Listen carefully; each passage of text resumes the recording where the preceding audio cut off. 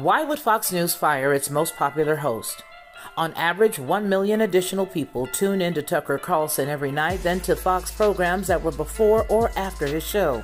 He drew 4 times as many viewers as the 8 p.m. show on CNN, Anderson Cooper 360.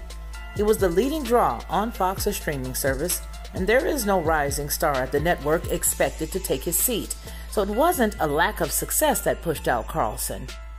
We are left to speculate why Fox fired their lead anchor. It could have been a battle of egos between Carlson and the Murdochs. Carlson may have threatened to run programming they disfavored regarding the tapes from January 6th, the recent settlement with Dominion, or the coverage of Donald Trump. Any of these explanations would indicate that ego triumphed over financial sense in the boardroom. Carlson is a revenue driver, and the company stock tanked after the announcement on Monday. But what if there was a rational economic explanation for his firing? What if the people who own Fox have far more interest in neutering criticism of their other economic holdings than they do in the success of Fox's television department? Last Wednesday, Carlson opened the show with an attack on the pharmaceutical industry's manipulation of the news media. He said, quote, "Sometimes you wonder just how filthy and dishonest our news media are. Ask yourself, is any news organization you know of so corrupt that it's willing to hurt you on behalf of its biggest advertisers?" Close quote.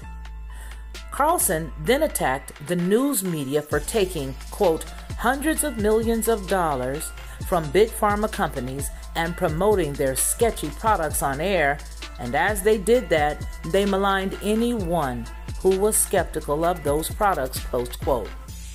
Only 5 days later, Carlson was fired. Perhaps his stardom was not large enough to overcome the issues that he described.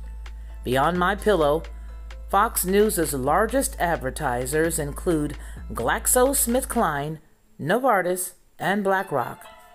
Vanguard is the largest institutional owner of Fox Corporation, holding about 6.9% stake in the company, and BlackRock owns an additional 4.7%. Vanguard and BlackRock are the 2 largest owners of Pfizer. Combined, they own over 15% of the company. Vanguard and BlackRock are the 2 largest owners of Johnson & Johnson. Combined, they own over 14% of the company. Vanguard and BlackRock are the 2nd and 3rd largest owners of Moderna. Combined, they own over 13% of the company. Now, perhaps you may be noticing a trend. Vanguard and BlackRock's holdings in Fox amount to less than $750 million, and their investment in Johnson & Johnson, Eli Lilly, Pfizer, and Merck amount to over $225 billion. So when Carlson was attacking the pharmaceutical industry, he was attacking the same funds that own his network. But those investments in Big Pharma were 300 times larger than their equity in Fox. Carlson may have stepped on a landmine, speaking the unspeakable against the intertwined economic interests of the world's most powerful companies. As pharmaceutical companies took over public policy during COVID, they dedicated significantly more money to advertising and marketing than to research and development, better known as R&D. In 2020, Pfizer spent $12 billion on sales and marketing and $9 billion on R&D. That same year, Johnson & Johnson devoted $22 billion to sales and marketing and $12 billion to R&D. The industry's efforts were rewarded.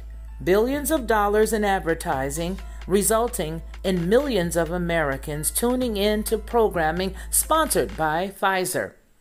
The press promoted their products and seldom mentioned Big Pharma's history of unjust enrichment, fraud, and criminal pleas.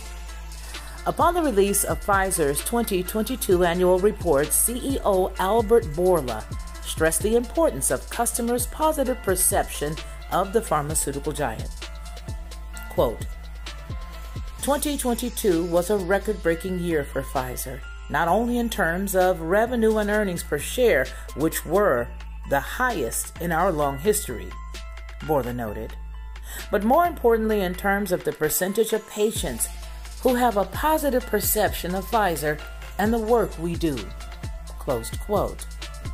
So, Carlson committed the media sin of attacking that positive perception, and it may have caused his firing. Regardless, the facts demonstrate a chilling indication that legacy media remains beholden to Big Pharma, and their programming requires the approval of the figures that they are supposed to hold accountable. For Headlines with a Voice, this is Felicia Lockhart.